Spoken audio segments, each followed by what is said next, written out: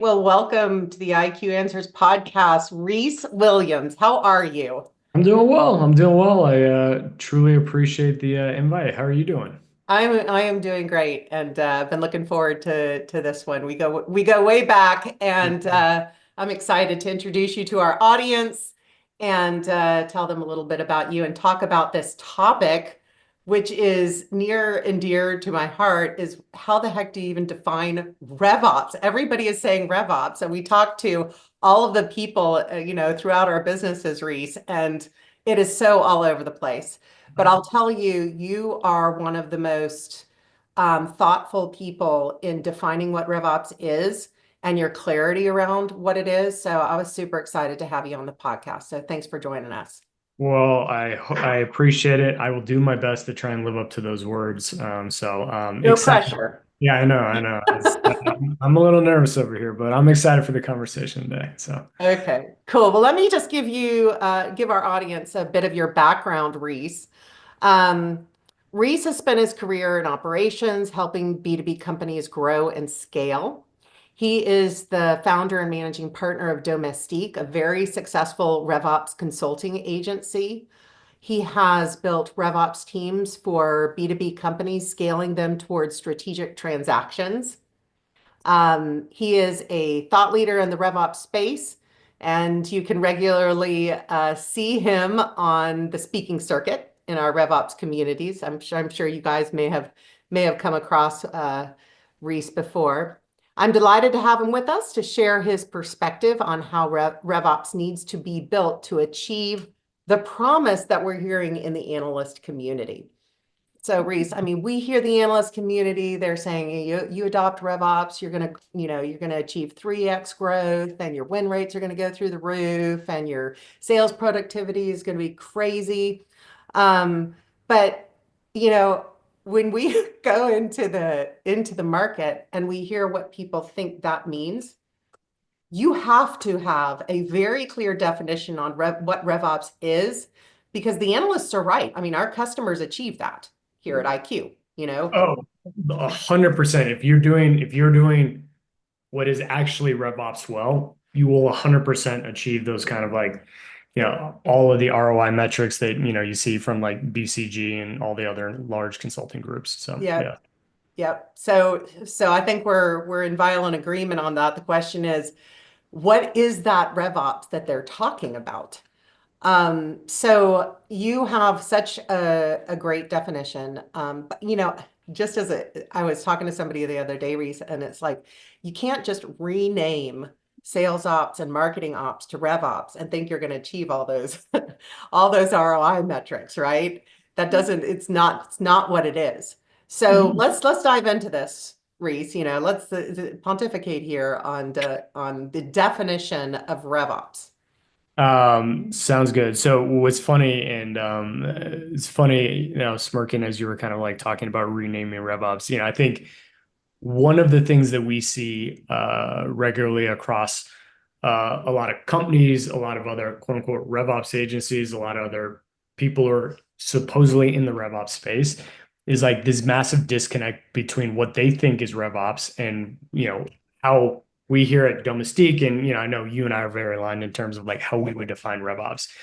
And I think one of the misnomers is a lot of people have just kind of taken what was sales ops and just slapped a fancy new title on it. Again, this is still an individual or a group of individuals who are just working with the sales team. They're doing a lot of reactive, like CRM reporting, things like that.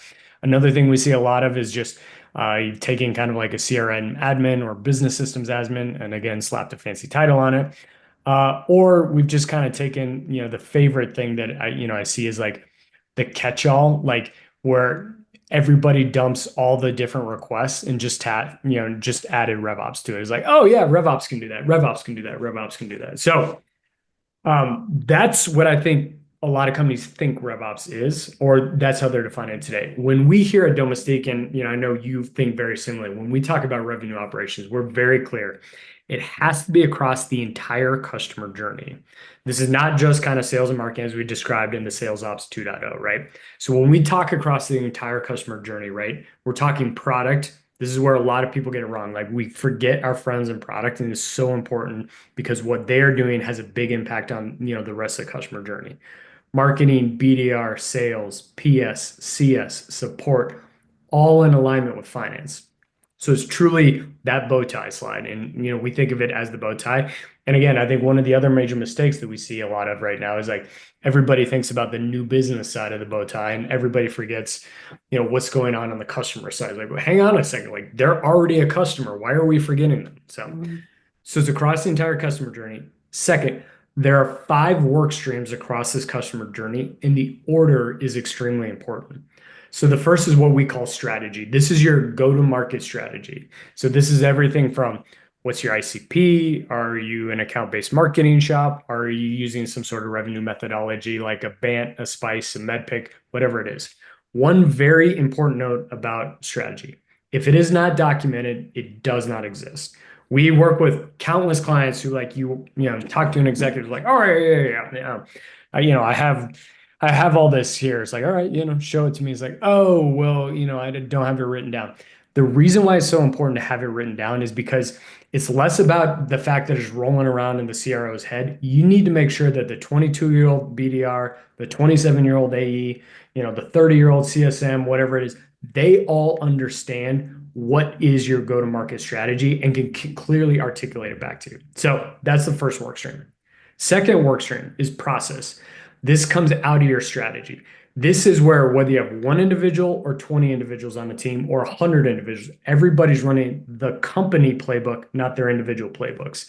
And what I mean by this is like BDR gets on a first phone call. What are the questions they're asking?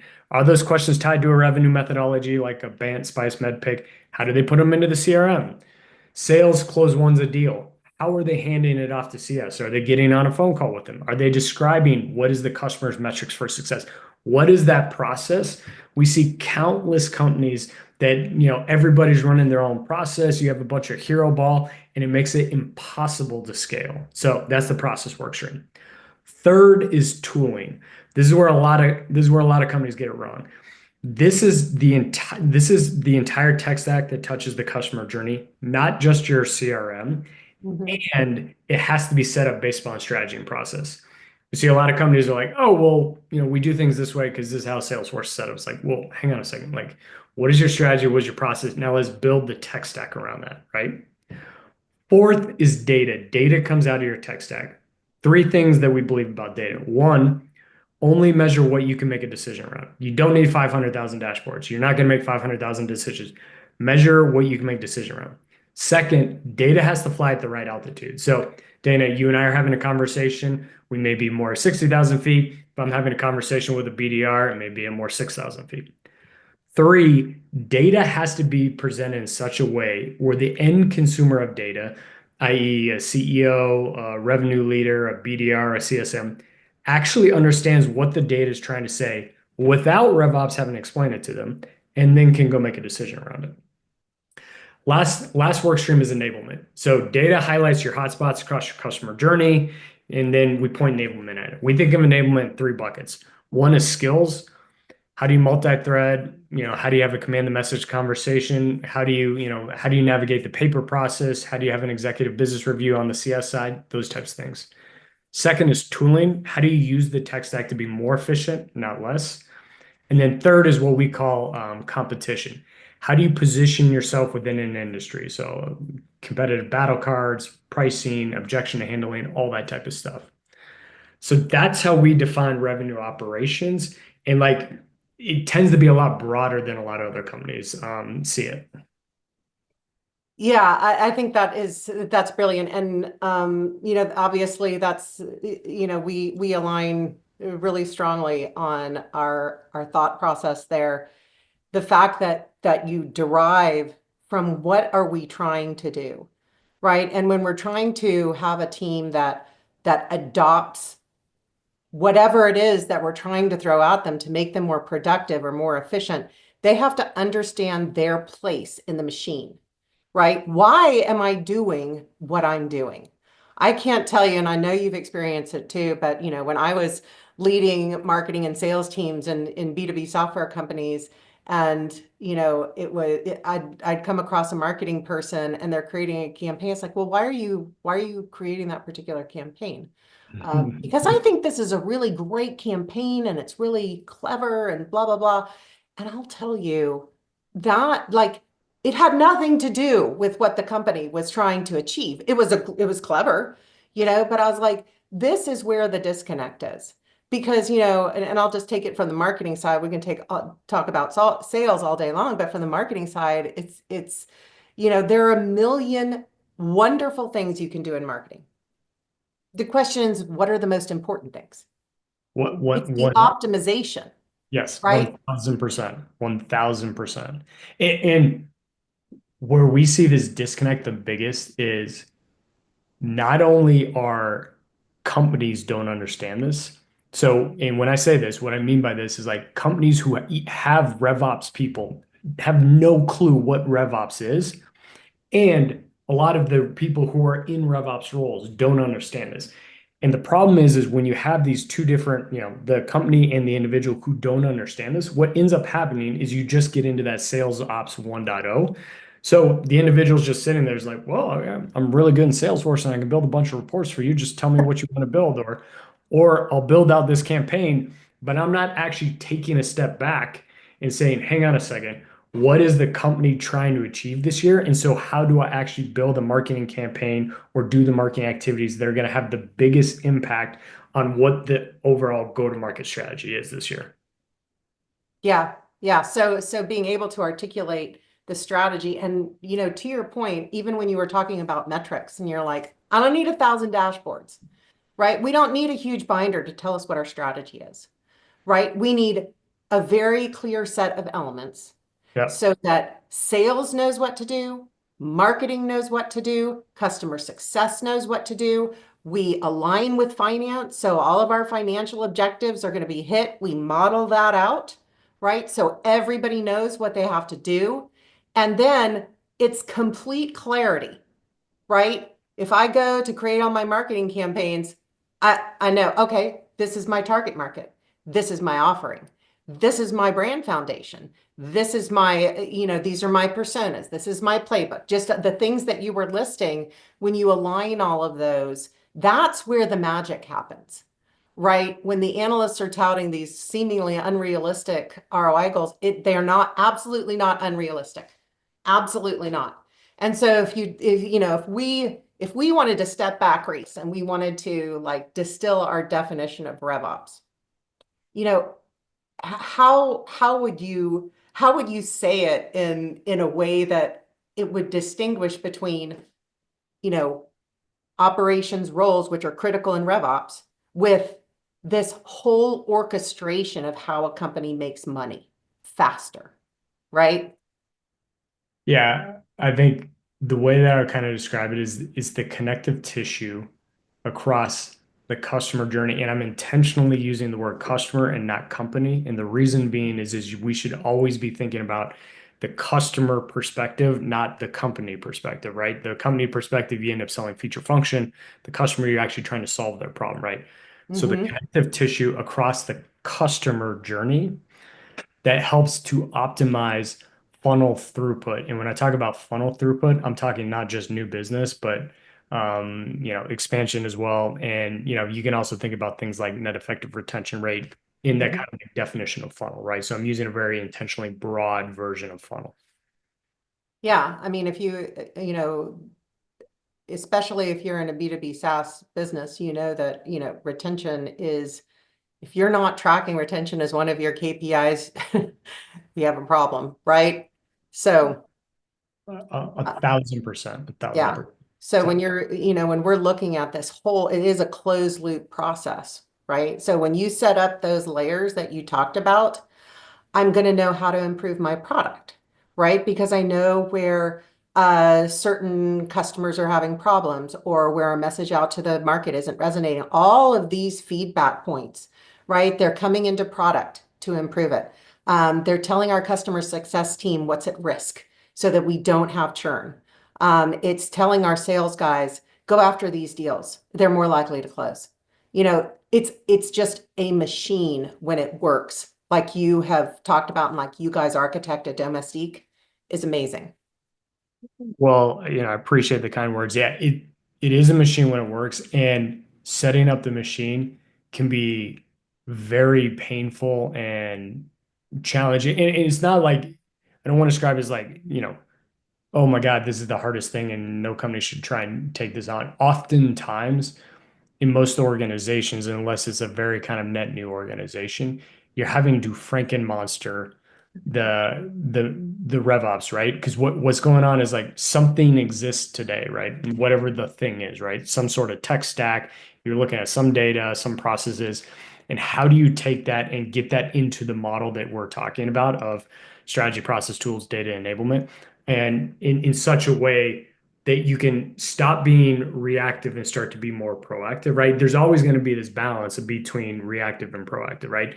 And what I mean by that is like every month you're going to have to run sales commissions if it's on a monthly basis. Like every month there's probably some reporting you're going to have to do, right? Like that's the kind of like reactive tactical type of stuff.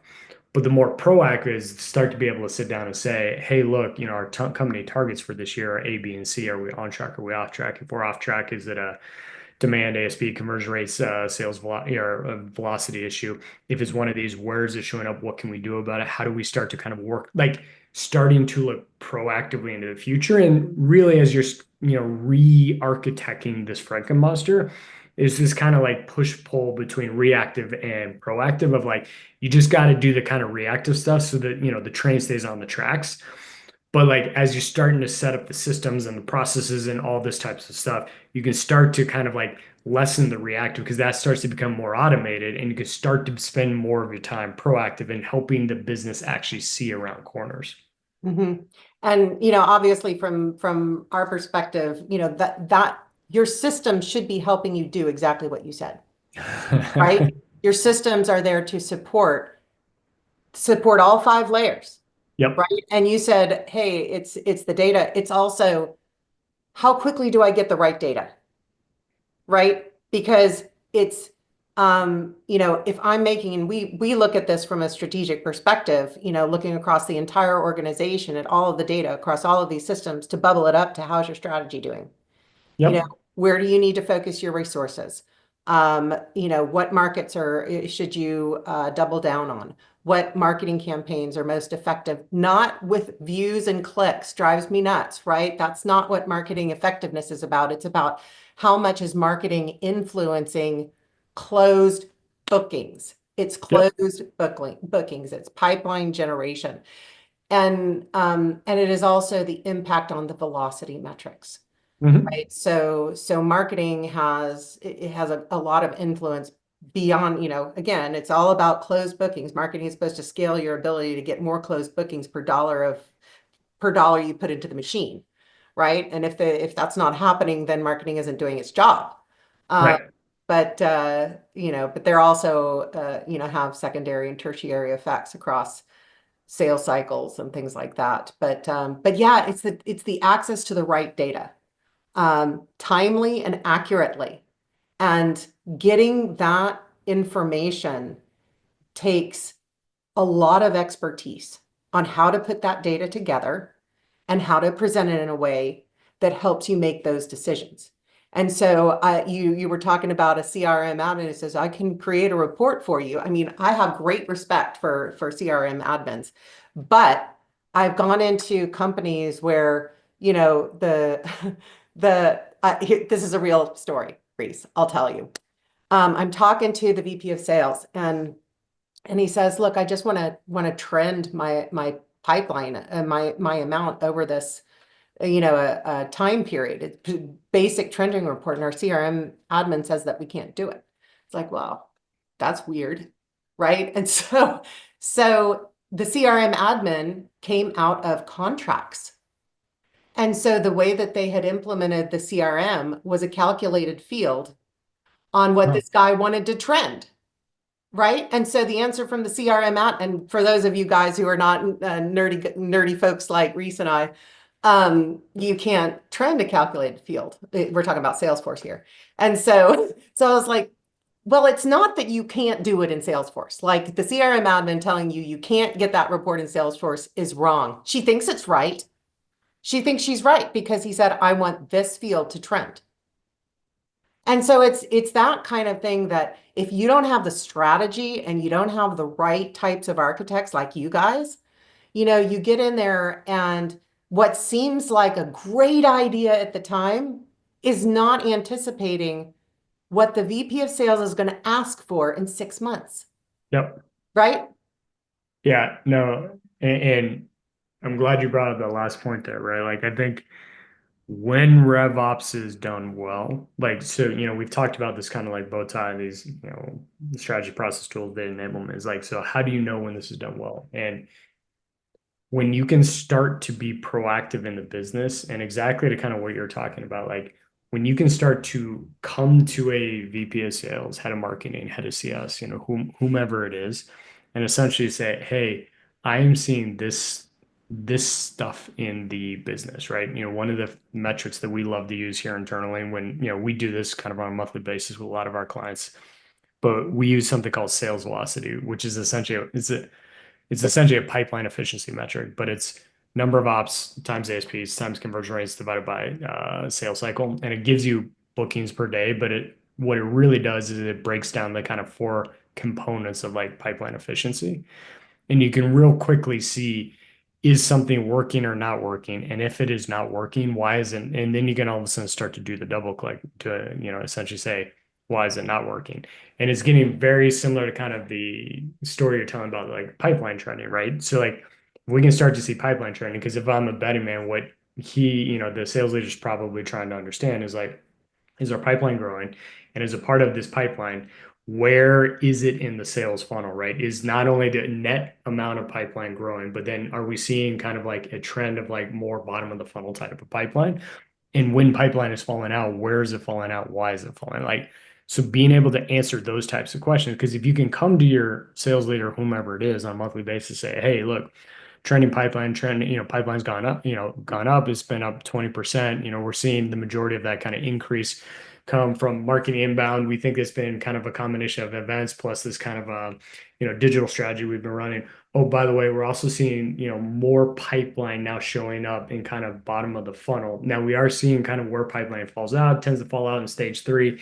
We think the reason why it's falling out in stage three is the team doesn't really understand kind of paper process really well. So we're going to actually run with the enablement team a certification around how do you understand all the key stakeholders in the paper process, and particularly for our enterprise and market deals. Like that conversation, that is a RevOps conversation. Yes. I pulled a pipeline report, that is a sales ops conversation. Yes. Amen to that. And it's interesting because you were talking about, what types of metrics do we show at different levels, and um, you know, sales velocity is interesting. It's really not so much the number, Yes, it's the trend, 100%. Yeah. right? Is it going up or down? And it's like a warning indicator, right? And we love it. Yeah, the output of it, we very rarely like spend a lot of time thinking about the output. Where we also love it is like the looking at the four components and then also comparing sales velocity of different teams, mid-market, SMB, enterprise, different geos, different products. Like comparing that, now all of a sudden you can start to be like, oh, is this efficient, more efficient than that? Like different pipeline sources. One of the things we do on a regular basis, look at it like, hey, how does this compare on BDR outbound versus, marketing inbound? Like marketing inbound is driving a ton more kind of like total demand, but the conversion rates or their ASPs are a lot lower than the BDR. So like, what is the efficiency? And you can start to think through some of those conversations. Yep. Well, wonderful, wonderful. And I think, so hopefully what we've talked about and kind of what is RevOps, why it matters, to give us, so I would love for us to do two things. One is, why it matters. We're optimizing resources, right? Yep. It's today it wasn't like it was, a decade ago where, B2B SaaS companies were like top line is everything. Not that anymore, you Nope. know? Definitely not. Tell us what you're seeing. Yeah. So a couple of things. Like if you today are a RevOps person in an organization, and let's say that they don't understand RevOps very well and you feel stuck, or you're trying to kind of land, next RevOps job, whatever it is, recommend a couple of things. First, and I actually had to do this at my last organization. Like they asked me to be head of RevOps, and I had no freaking clue what it was, and they definitely had no clue what it was. So like come up with your framework. Like what is your framework for RevOps? Like you want to steal a framework, take it off our website, domestique.info. Like it's on there. You can steal it, use it. We don't care. Use a framework. And then at the beginning of every presentation with key leaders, stakeholders across business, show the framework and repeat it over and over again. What's the famous saying? People have to hear things 7 or 8 times, whatever it is. Like I did this at the last organization I was at, and like it became a joke after all, but people finally got it, right? So like that's the first thing about it. You got to teach everybody, including the organization you're in, what is RevOps. Second thing, and this is very important with the first thing, establish a RevOps planning process, right? So normally, we recommend typically quarterly. And what you want to do is aggregate feedback from all the key stakeholders, AEs, BDRs, marketing, CSMs, where do they need support, across those work streams, strategy, process, tools, data enablement, where do they need support? Also look at the data. Where are you seeing the biggest hotspots? In the example I gave earlier, right? If you're seeing a big kind of like close loss at stage three, the hotspot may be like, hey, we got a middle of the funnel, bottom of the funnel issue. What's driving that? So on and so forth. Come up with your RevOps quarterly plan and then go socialize it out. You need to go out and tell everybody, executives, all the other, this is what the RevOps team is working on over the next, quarter. And you need to bake in there 20, 30%, capacity for kind of the ad hoc random stuff. But as a part of this, what this is going to empower you to do is like you will no doubt have a CEO, CRO, whomever come to you and say, "Oh my God, this is the most important thing. Can you go ahead and do this?" You're like, "Hey, totally happy to do this. We all agree that these priorities are the most important things against the company goals and helping us to exceed.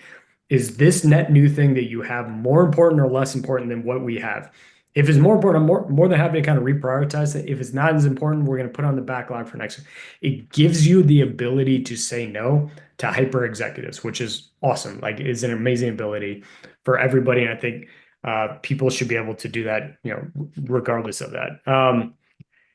So, I think those are a couple of things kind of right off the bat that, I think if you go ahead and do, it'll help you to kind of start the kind of like the process of RevOps. One other thing, and this is kind of in relation to kind of the Franken monsters. If you're within an organization where in a perfect world, like everything would report on a RevOps, right? Marketing ops, what is technically sales ops, CS ops, content enablement, all your systems, all that type of stuff will report on a RevOps. 95% of companies, that's not the case. In that scenario, set up a weekly RevOps meeting, invite all those individuals, regardless of where they report to, have them get bought in and building out the RevOps quarterly roadmap. Because what this is going to do, this is going to create alignment across those individuals, regardless of who they report to. And you can start to act as a true RevOps team, regardless of reporting structure. So, communicate what is your RevOps, framework, set up a quarterly RevOps planning thing and set up a weekly RevOps meeting, regardless of who reports where, and invite all the key operators to that meeting. Love it. Love it. Yeah. I mean, adoption is key, and creating a RevOps foundation is not a trivial exercise. And it's not going to happen overnight.